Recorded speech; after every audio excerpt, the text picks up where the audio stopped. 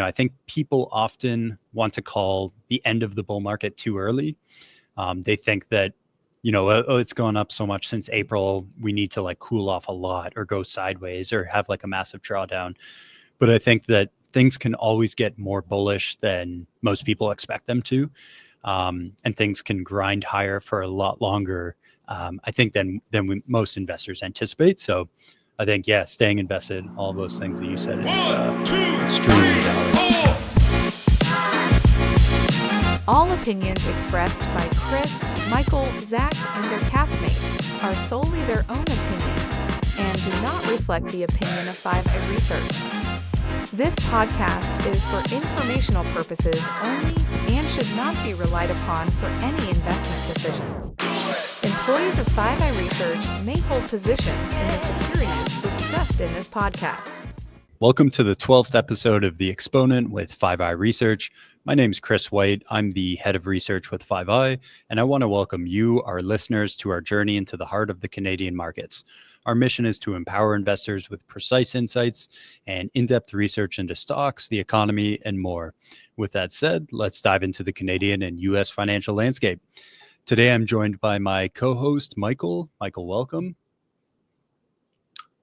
Thanks for having me. How's it going on your end?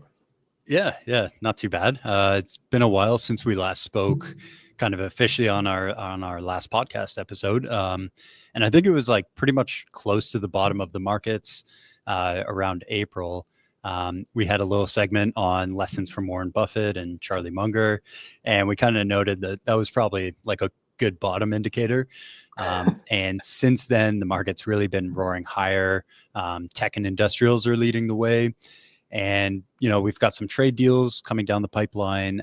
Company earnings have come through, and some pretty good results, at least from mega cap tech names. So, I mean, we've had a really nice bounce back. I guess, how are you feeling? Like, what are your thoughts on the market here, and what are your kind of general thoughts? So today we're talking that the market is down like 2% almost. It's like a hiccup on the way up recently. Like in the last few days, the market just seems like it's writing new highs every day, and like these days like this is supposed to happen somewhere down the road. But overall, the earnings seasons, companies report really strong numbers and justify the rally recently, I guess. Yeah, I agree with that. I think we've had like really small levels of volatility, like the VIX is really low and the market's kind of been moving less than 1% a day on average for a while now. So it does feel like this is kind of we're kind of due for some sort of large move like this, even though it's just one day. But I agree. The tech earnings have been pretty solid, and I think we're starting to see some of the materialization of like those AI efforts really come into play here. And so I think that's going to be like a huge theme coming up as well for especially some of the software names. So pretty interesting. And then, so I just want to go over the segments for today. So first, I'm going to talk a little bit about, the markets, looking at where the markets have traded year to date. We're both going to go through Canadian small cap names. Michael, you're going to go through one interesting ETF. I'm going to talk about why I believe we're in the early innings of this bull market. And then lastly, I'm going to talk a little bit about crypto and do a little segment on crypto. So I'll talk to the markets. So essentially, this is the chart of the S&P 500 on a year-to-date basis. So in the top panel, we have the price graph, and then the bottom, we have the percentage drawdown. And so it essentially looks at, by April, we saw like a 19% decline in the S&P 500, at least to the close, not so much like intraday. I know it was larger when we look at like the absolute low, but on the closing basis, it was 19% drawdown. And since then, we've had a 30% rally or more from the bottom. So it's a really interesting looking chart. We can kind of see this massive waterfall type decline into April, followed subsequently by what they call like a V recovery. So it recovered in almost a symmetrical kind of fashion, and then it just grinded to new highs. Now I'm going to show a chart of the S&P 500 from January to July of 2020. So pretty much the exact same time frame, and we can see it's like a very similar looking chart. We had a waterfall type decline into April, followed by a V recovery, and then just grinding to new highs. Drawdown was about 34%, which meant, that rally until July was about 45% or more. Looking at the same sort of stat for the TSX year to date this year, we see that waterfall type decline down 13%, recover 20+%. And again, comparing it to the January to July of 2020 period, same sort of thing, waterfall type decline. A much worse decline for the TSX at that point. It was down about 37%, and then subsequent recovery of 45% plus. So all of this is to say, I think there's a lot of similarities that we can draw and parallels we can draw from today's environment to the V recovery of 2020, even though like the backdrop is very different. The reasons for the decline are different. Everything, the economy, things like that are in very different shapes, but the markets are kind of behaving very similarly. And we're seeing it with investor risk appetite. We're seeing it with how the markets are trading and certain stocks and things like that. So I think there's a lot to be learned from what happened in 2020 and subsequent year, and against, what we're looking at right now with the markets. So I wouldn't be surprised by some small pullbacks along the way, 3 to 5%, maybe a bit more. But I do think that we have still room to run. And I think that I think we're still early here, and I'm going to talk about that later in the show here. But I think that we're tracking pretty similarly to those time periods of 2020. So I find that very interesting. Nice. Yeah. So my take from those charts is like you basically should like fully invested and don't panic and sell the wrong time. Like though that mindset is much more important than like picking the right stock just stay invested, don't panic, don't sell it at the wrong time, stay in the long term, stay invested is the lesson I draw from that. Yeah. Essentially, it's a really good lesson, and I think we saw, definitely a lot of panic for sure, and that's kind of warranted. The markets were dropping rapidly. People are looking at their portfolios, and 2% a day, 3% a day may not sound like much, but when you apply it to larger and larger dollar figures, it starts to get into investors' emotions, and so kind of those emotions are valid, but definitely, like you were saying, what we've seen over time is the markets mostly go up and to the right. Drawdowns have historically been really good buying opportunities, and I think the one takeaway that I like from this parallel and this analogy from 2020 is that I think people often want to call the end of the bull market too early. They think that it's gone up so much since April, we need to like cool off a lot or go sideways or have like a massive drawdown. But I think that things can always get more bullish than most people expect them to. And things can grind higher for a lot longer, I think, than most investors anticipate. So I think, staying invested, all those things that you said is extremely valid. So kind of a cool little analogy for the markets today. And definitely leads to a lot of good potential analysis for investors to do. So I prepared some slides to talk about the market. I just want to go through it briefly. Basically just my take from markets recently. So like despite the market like reaching new highs almost every day, like you mentioned, I think there's still like some attractive opportunities like here and there in the market if like investors look hard enough. Like there has never been a significant divergence in terms of performance between high growth sectors like AI related stocks and defensive names in general. like healthcare, consumer staples, or insurance stocks. For example, like the market went up like around 9% year to date, but the returns were driven mainly by technology sector, which was up around 14%. So while other sectors like insurance, consumer staples, and especially healthcare have been the laggard, and those sectors are like perceived as like high quality industries and tend to do well over the long run. And these sectors also like hold up well during the drawdown, but tend to like perform just in line or slightly underperform during a bull market, which is exactly what's happening. So, I think having some allocation of the portfolio to these defensive sectors could make sense, especially it could help stabilize the portfolio during like market correction, and could act like a source of fund for investors to use to acquire something else during the drawdown. Yeah. No, it's a great lesson, and a great way to, I think, for investors to frame their positioning of their portfolios is, diversification helps for, being able to reallocate and reallocate capital during drawdowns, and take some funds from names that have held up well during large drawdowns, and allocate to potentially more growthy names that are going to bounce back a little bit better and stronger in market recoveries. And it's interesting looking at like the IAK ETF, the insurance ETF, like it performed actually really well into early April.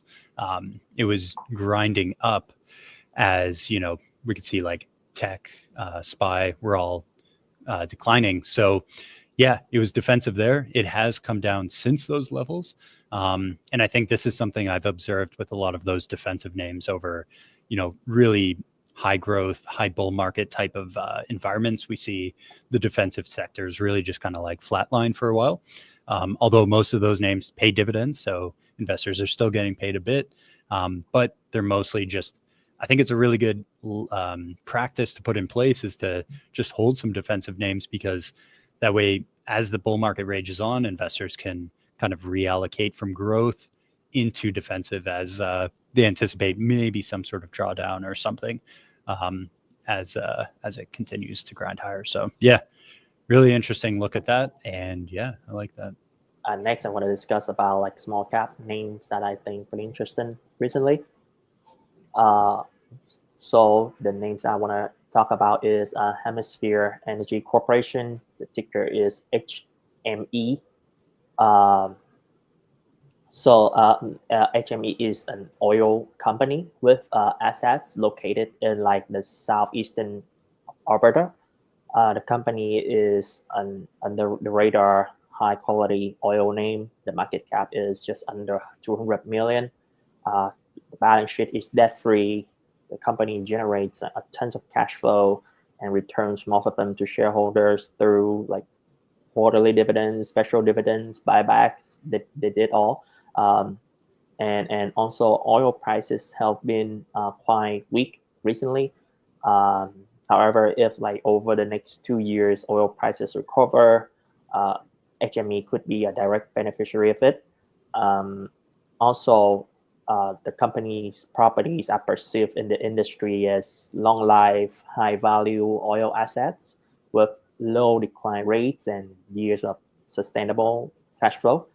Also, given like the market cap of only 200 million is an attractive target for acquisition too. So I think the risk reward here for HME is quite attractive, especially considering like it not only pays out a bunch of cash, but also grew organically almost like 20% a year in the last 5 years on average.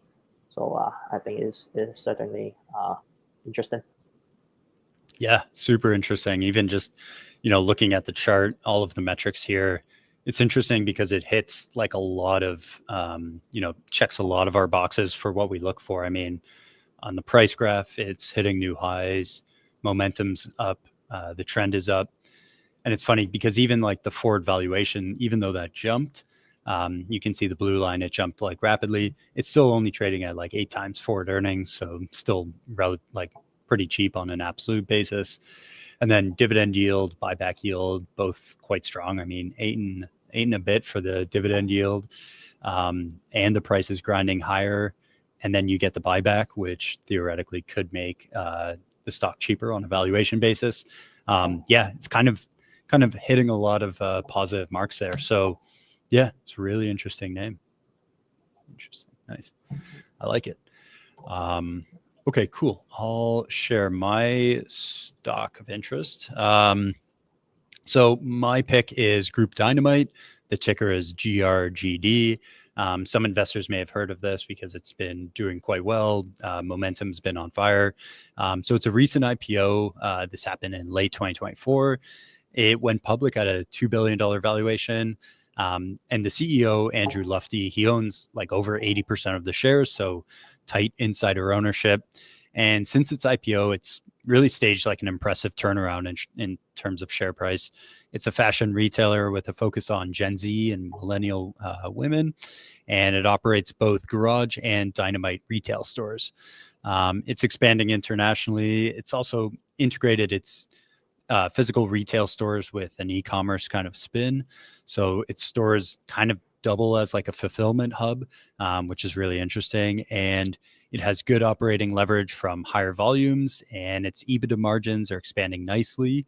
It has an active share repurchase program. Forward growth estimates are good. Valuation is maybe a little bit high for some consumer discretionary type names. It's at 22 times forward earnings, so not necessarily cheap, but pretty good considering its forward growth estimates. And yeah, it beat earnings last quarter by about 16%. So those are kind of some of the stats on this name.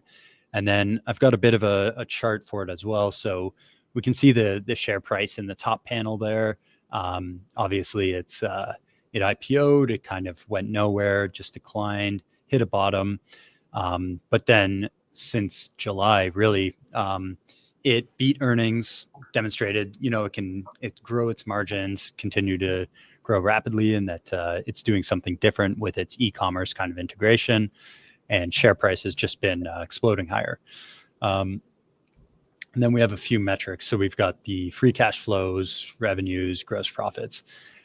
So since it's newly public, there isn't too much recent information or data, but this indicates kind of a nice growing trend and a pretty solid uptrend. So yeah, I thought that one was interesting. It's still relatively small, growing nicely, and the trend is higher. So yeah, sure. It looks like another growth story in the making here. Like got like momentum and high insider ownership and low valuation, PE multiples, etc. It is a pretty solid setup when like investors discover the names and figure out like the sense of growth and value there. Also, I found it's pretty interesting is for names like this, like investors could always do like kind of peddling charm work, like go to the mall and look at like the traffic there, and to see like like to see if they're like their wife or their kids really like the brand, all that stuff. And then, this thing investors could certainly do some homework on it. Sure. Yeah, no, it's a really good idea. Like going to the grocery store and seeing, what things are being bought. It's the same sort of idea, and you go to the mall and check out some of those stores and see what the traffic looks like and why people are shopping there. And yeah, it's interesting because like some of the stores at the malls definitely have been seeing some slowdowns, I think, over the last few years. But I think what's interesting with Groupe Dynamite and some of their stores is you can go on the app on your phone and order something and get it like ordered to be picked up there, or other sort of like fulfillment type of activity. So I think that's an interesting aspect that a lot of stores don't have or didn't have for the longest time, that now you're starting to see some sort of like Amazon type, business model, at least, where they want to do quick turnarounds, quick fulfillment. more optionality for the consumer, things like that. So then on to the next segment. So I think you have one interesting ETF that you want to present. Yeah. So the theme of the ETF that I want to talk about today is investing in recurring revenue businesses. Like, what are recurring revenue businesses and why are they important? So there are certain types of industries that demonstrate a high degree of predictability in their revenue stream. Like, these companies are highly resilient even during the economic drawdowns, um, and the repeat in revenue could come from various forms like consumables or subscriptions, software as a subscriptions, habit farming products, or like other indispensable services like the internet services or utilities companies. Um, for example, like due to the essential nature of healthcare services, no matter if we are in an economic boom or bust, people still need access to medical service, and also like if a software companies like Constellation Software to provide mission critical solutions for their customers to operate, so they would not likely cancel the subscription during a recession or something. Or lastly, like waste management companies, I cannot imagine like life without those services. So these companies like they possess a really consistent repeat in the business volumes. This contrasts to like most companies that face headwinds in their earnings when the economy turns south. But like due to the non-discretionary nature of their products and services, recurring revenue companies may not see a huge decline in earnings uh, in a tough macro environment. And there are some advantages of owning businesses like this. First of all, is like the pricing power. So because of the opportunity cost of messing with daily activities for their customers, this tend to discourage them to switch to different service providers, thereby create a highly sticky customer base, and it could help them raise prices comfortably without losing customers. Secondly, is the ability to carry a higher leverage than normal companies. Like that is an essential part of doing business. Like that could boost shareholder returns if used prudently. That being said, like too much debt could be do more harm than good. But like the predictability of these businesses allow them to be more aggressive in terms of leveraging the balance sheet and doing value creating activities like raising dividends, buying back shares, M&A, etc. And lastly is like they tend to have pretty low business risk. Like these companies, because of their predictability, they tend to be resilient, highly durable in times, and in some cases, like they can grow for decades with relatively low risk of disruption. Um, and let's look at like the portfolio, some of its holdings here. So most of them are pretty much high quality compounders with decent track record of value creation. Like Constellation Software is their largest position. TransDigm, Broadcom, G Aerospace recently did super well. So Microsoft, etc. So I think as a group, the portfolio really provides investors decent returns with like decent balance between upside potential and downside protection over time. And I think this is a theme that not many people talk about that could really do well over time. Yeah. Wow. Yeah. Nice. Yeah, that's a really good one. It looks like kind of a new ETF just last month.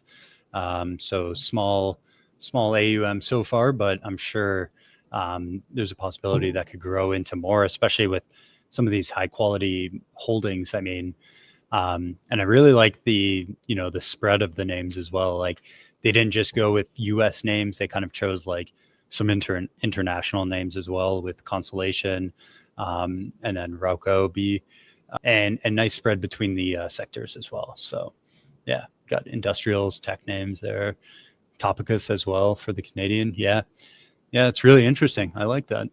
And yeah, I think that's an important theme for investors to learn over time too, is like recurring revenue and just like the predictability of that. And, having some exposure to cyclical stocks can help in really strong bull markets.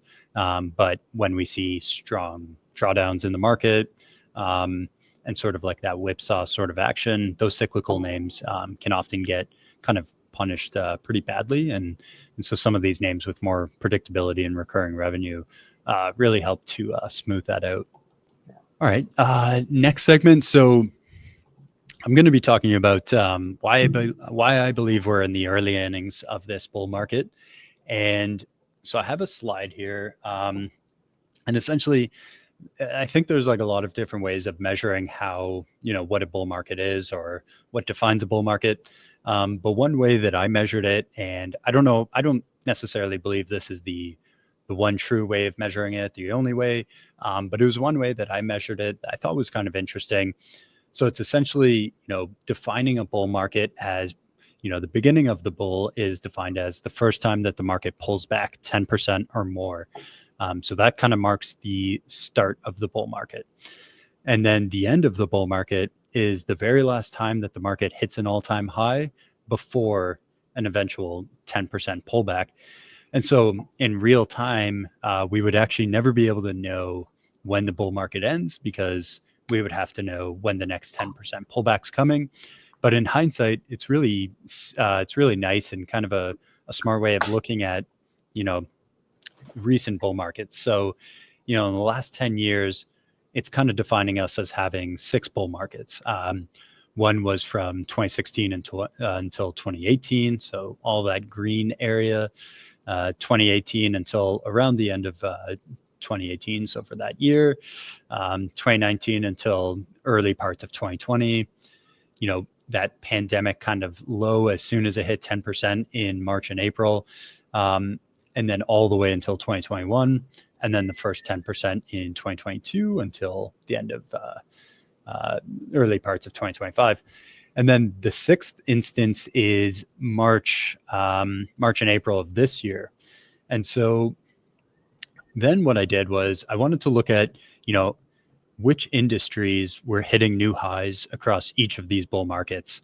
And so what I found was there was a few names that were like consistent in how often they hit new highs within those bull markets.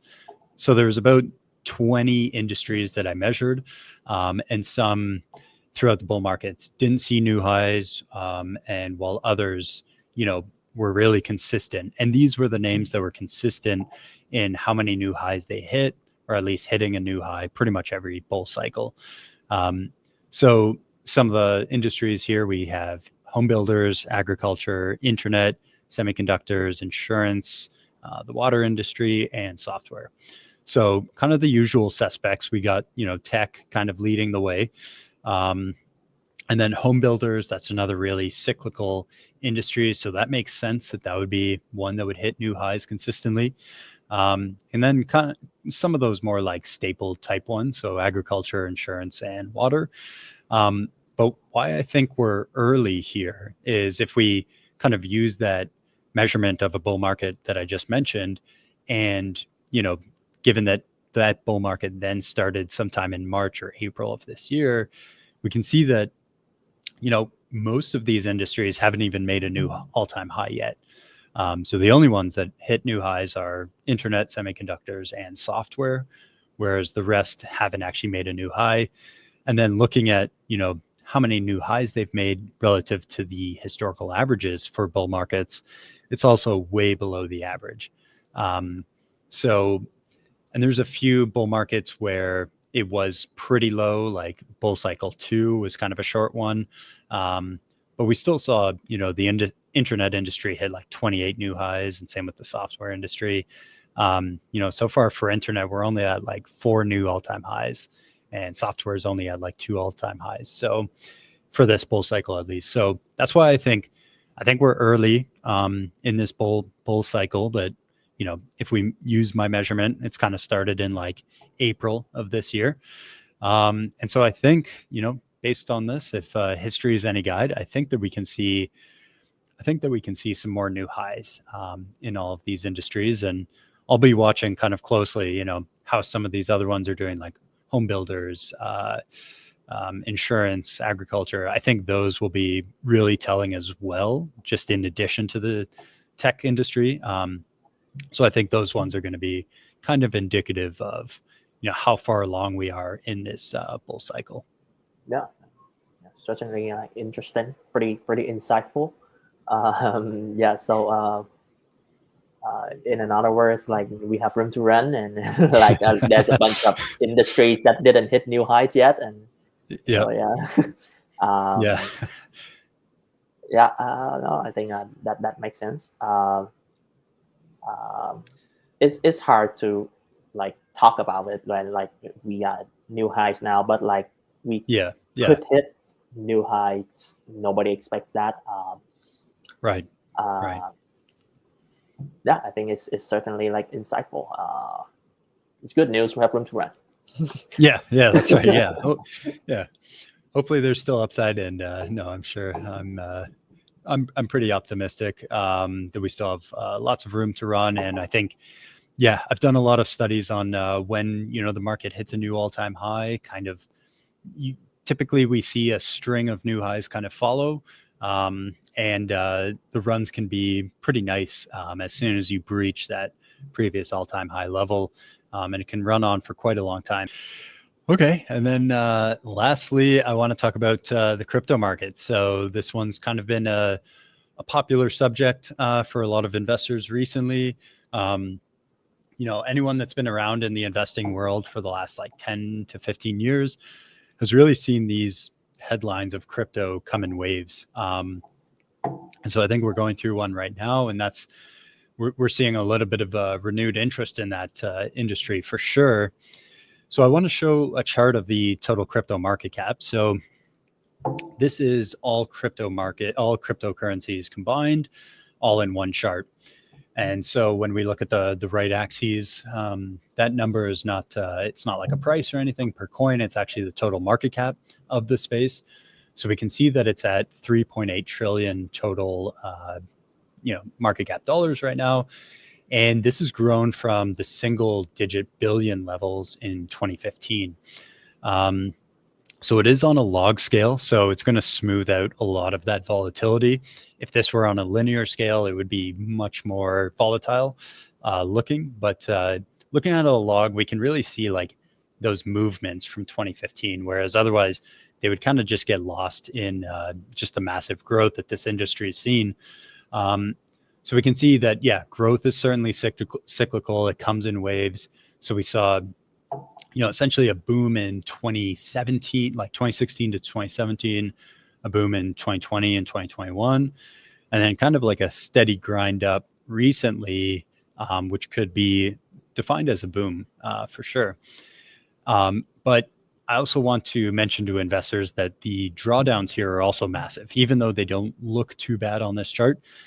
These drawdowns are about like 70+% each. So 2015, 70+% drawdown, same with 2018 and 2022.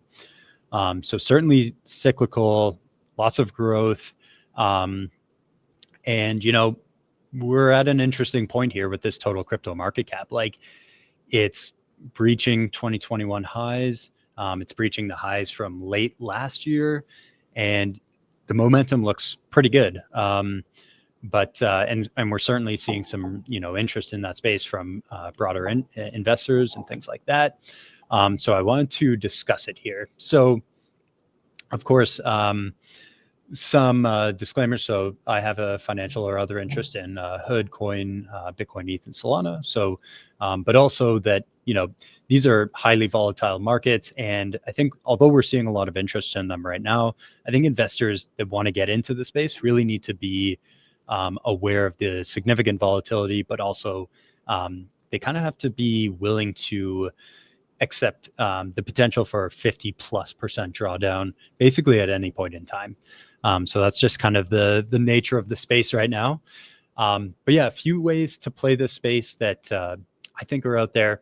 The first one, and this is kind of going from like essentially less risky to higher risk, or you could say like less speculative to more. So on the left, we see spot crypto asset ETFs.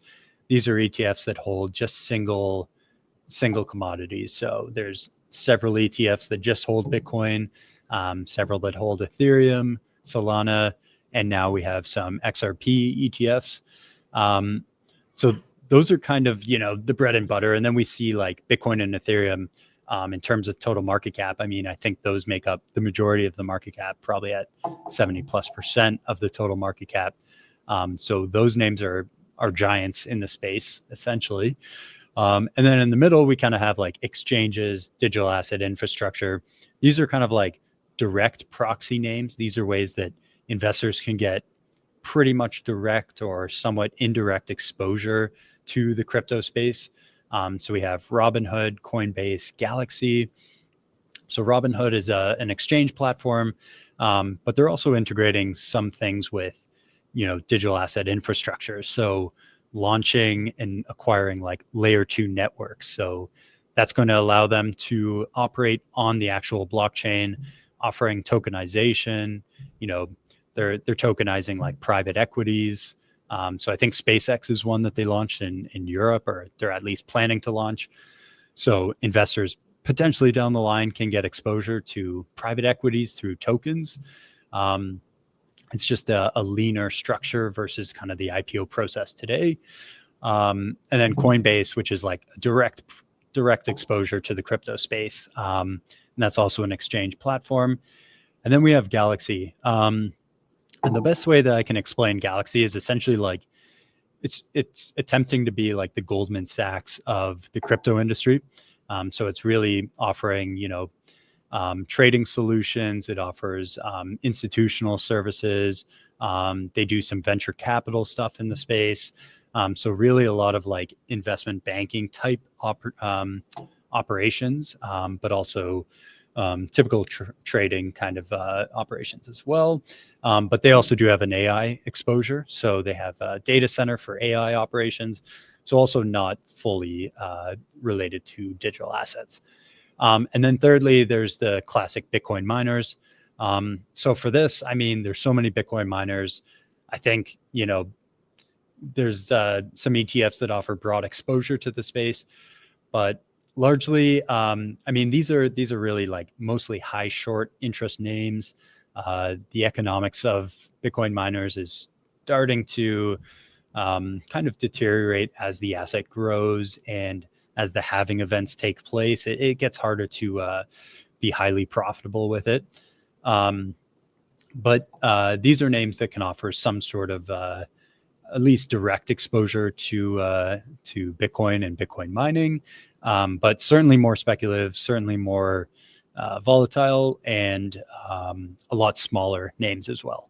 And so we've seen a lot of names kind of eventually just disappear in some of that mining space as well. So a lot more risks involved in that bucket. Yeah.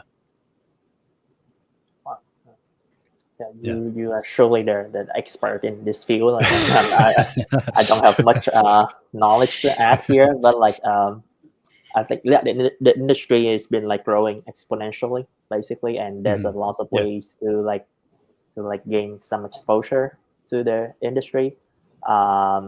But I mean, like as you mentioned, like the growth comes with cycle, right? So during an up cycle, like investor can make like multiple of their investments, but during a drawdown, it could like give back like 70% drawdown on average. So certainly investors must be aware of the risk when they invest in volatile assets like crypto. And also like there's a point like that I think. So you and me talk about it in the office, like about the idea of 1%. So like for investors that want to gain exposure to this theme, like despite the volatility, like they can put 1% of their portfolio into like crypto. So when it goes up, like you like it's a win-win. When it goes down, it's just like it's just a minor adjustment to the portfolio, and you let the winners run. And if it's a loss, you just so let it be it. So the idea of 1% certainly works for like entry level investors in this field, I would say. Yeah. It's a really good way of framing it. The thesis is, if these are high growth sort of names with a lot of upside potential, the idea is a 1%, if worst case scenario, something goes to zero and that 1% just gets fully erased, that's just a 1% loss in 1 year's gain. So if someone was going to earn, if someone was looking at a 10% return in the markets for their portfolio in 1 year, and that 1% allocation just went to zero, which is worst case, that total return drops to 9%, which is not, investors can kind of like easily recover from that over the years. But with the idea that some of these names can go up exponentially, as you said, having that 1% can make a potential long-term impact on a portfolio, which is interesting. And I think that's all I wanted to say about this space. It is, I think the one thing that I want to caution with investors is that I think one of the things that I often see, and it can be viewed as a mistake, is essentially as these things go into bull markets, they can go up rapidly and they can go up rapidly in short amounts of time. And I think one mistake I see is that investors will add more as they go up in price, and they'll quickly increase their exposure to the space rather than acknowledging that these sorts of cycles can happen quick and they happen fast, and they can go up a lot. But adding exposure as these things are going parabolic typically doesn't work out well in the short term, at least. That's for sure. Yeah. So position sizing, I think, is critical. And being a contrarian would be like safer, like buying during the drawdown. Yes. Not getting FOMO in an upside cycle. And also one more thing is, like, I think the industry, like investors, always trying to chase like the next Bitcoin, the next Robinhood, the next Coinbase. Usually there's not going to be the next one. Like usually the ones that are named after that is like the best asset to own in that field. Like, so investors are better off like sticking with like the highest quality name, like Bitcoin or Coinbase in this field, rather than trying to like fishing like that's right. speculative names. No, it's an excellent point. It's really good. It's very true for this space especially, but also true for the broader markets as well, and some of those industries and tech sector in general. But it's a really good point and a good lesson for Bitcoin, because I mean, over the years we've heard so many people say like, oh, there's going to be another Bitcoin, and Bitcoin's easily duplicated or replaced. But what gets lost in that simple framework is that the network effect and adoption is really what matters most. Bitcoin's a $2+ trillion asset. It could be, the code could easily be replicated, duplicated, and someone could create Bitcoin 2 at any point in time. But getting that level of adoption to 2 trillion is really the impressive feat, and the reason why it's so heavily adopted right now. Very interesting. So definitely not for everyone. Pretty speculative, pretty high growth, pretty high risks in terms of potential drawdown.